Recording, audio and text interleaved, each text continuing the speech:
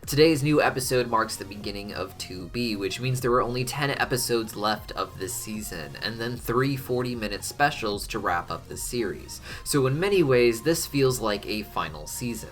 To really emphasize how little time is left, Belos revealed at the end of today's episode that the Day of Unity is only a month away in the show's timeline. It is expected to take place either at the season finale or in one of those specials I mentioned, and announcing this time frame will help keep the audience and the characters on their toes as we move forward. With this announcement of the Day of Unity, Belos also took off his mask to reveal his identity to everyone, saying he now felt safe to do so. I believe this is because after the Day of Unity, he will be swapping bodies with Hunter, who, based off of Belos' spell book, appears to be something called a Grimwalker, something of an artificial life form with pink eyes. It is expected that Belos himself is just Philip Whittabane already in a Grimwalker body, but unlike Hunter, who has pink eyes, Belos has blue eyes, as when a body swap spell is performed, a character's eyes travel with them. It is expected that Philip Whittabane has been doing this for centuries now, jumping from one Grimwalker body to another.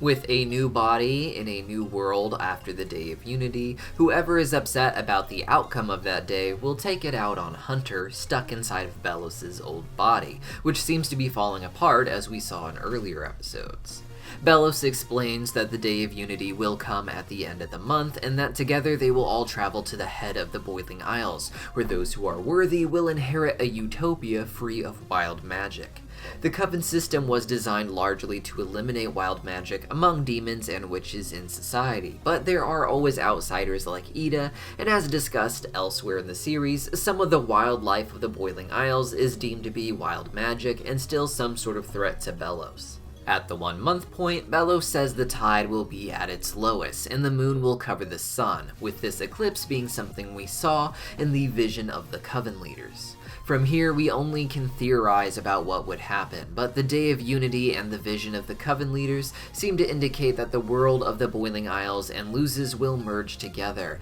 and a new magic system will be in place that favors this Coven system, eliminating wild magic, and presumably giving Belos access to magic in the process. With Belos talking about survivors, it seems that countless witches may be sacrificed in this process, with a lot of wild magic prisoners in Season 1 being talked about as necessary for the Day of Unity. Some of Belos' citizens will likely die, or at least lose their magic alongside the prisoners, with the rest maintaining their magic available to them in their coven. Future generations of witches will likely be born into a coven, with their coven seal recognizable from the moment of birth. The Emperor's Coven would maintain their use of all magics, though I imagine Belos might have planned to sacrifice them as well, leaving only the more restricted covens to inherit the new world now that he no longer needs them. Future witches will simply be born with the Coven seal of either their mother or their father already on their arms. Belos says that perfecting the Coven system is what the Titan intended. Belos apparently has a history of communicating with the Titan, as this is how he rose to power within the show. The Titan appears to be decaying, but his heart still seems to be, so Belos may really be communicating with him in some way and doing what the Titan asks. Perhaps part of the reason such a huge sacrifice is required for the Day of Unity is to restore some magic to the Titan himself. All of this came at the end of the episode, where Belos appears to give a message at the end of the Coven Day Parade, but when the episode opened, it was mostly focused on Luz dealing with the fallout of the Season 2A finale, where Luz finally managed to tell her mom where she is and help out her new friend V. Luz is pretty shook up about how upset her mother was and how her mother wants her to return home and then never go to the Boiling Isles ever again, meaning she wouldn't be able to see Amity or any of her friends. This indicates that Luz seems to be hoping to create another permanent door like Eda used to own so she can keep visiting the Boiling Isles all she wants when she isn't busy with school after returning home.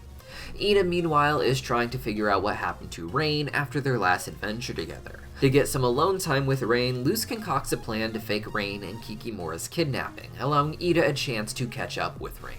and Kikimura an opportunity to visit her family, despite the Emperor seemingly insisting she keep working. It is here that we get to really meet Terra Snapdragon, the leader of the Plant Coven, who has only really been around in the backgrounds up until now. In this episode, she is participating in the Coven Day Parade and watching over Raine, who she claims to have been helping. After kidnapping Raine, they revealed to Eda that they don't remember their recent adventure with Eda, or seemingly even their plans to rebel from before meeting up with Eda. Terra Snapdragon seemingly used her plant magic to erase those memories of Raine, and give them strange headaches that Terra then claims to be trying to treat. Raine seems to know that they are under Terra's control, and has chosen to lean into their role as a loyal Coven leader, giving up on any ideas for rebellion they may have had. Luz spent the second half of Season 1 finding glyphs and learning to use them to create spells. Season 2 took the 4 glyphs we discovered and revealed that by mixing and matching them,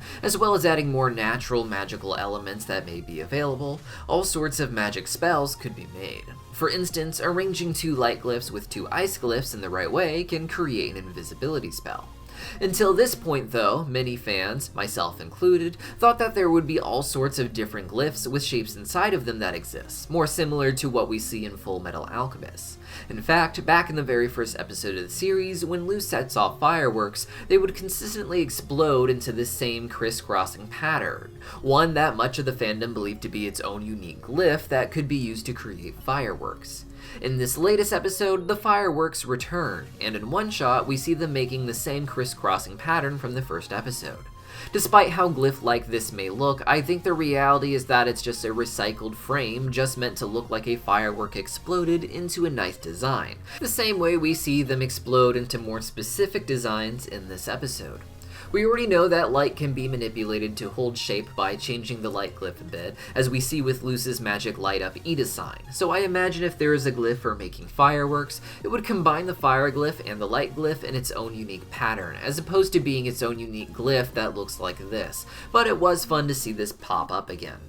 By the end of this episode, Luz has made it clear that the real reason she is helping Kikimora is not because she is a kind person, or even to help Eda, but to really use Kikimora as an example of how faking getting lost and coming back safe and fine would prove that it is okay for her to do what she did, to just run off to the Boiling Isles and leave her mother worried and crying. This seems to be the beginning of a very emotional arc where Luz will be dealing with the fact that what she did was not okay, something I'm looking forward to after how many times she just went against the rules in the series. New episodes of The Owl House will be airing every Saturday, and I fully intend to make a new video about it every week that I can, and the same goes for Amphibia, which is airing back to back with The Owl House each week for its final season. In addition to this, we'll be covering Craig of the Creek once it starts airing in April, and I'm excited to say that right now we should be having a live stream interview with the cast of all 3 shows over the next 3 months, as well as some of the creators as well. If you haven't already hit that subscribe button, make sure you do so, because you're not going to want to miss this little cartoon bomb that we're covering for the next 3 months. Let me know what you're most excited for in the comments down below, and I'll see you next time.